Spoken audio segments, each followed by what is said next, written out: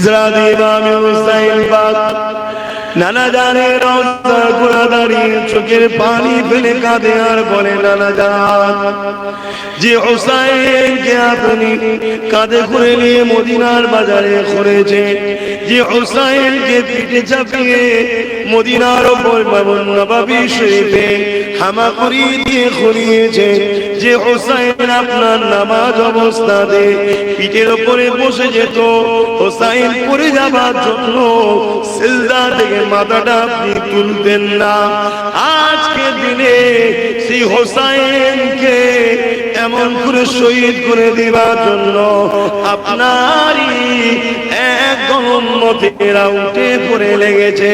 নানা জান, এই আমাকে মদিনা শরীফ ছেড়ে দিয়ে মক্কা কাবা শরীফে দিয়ে রওনা দিতে হচ্ছে।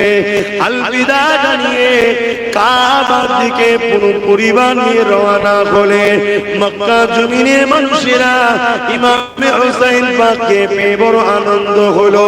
তারা ইমামে হুসাইন পাকের নেতৃত্ব মেনে নিল। হুজুরের হাতে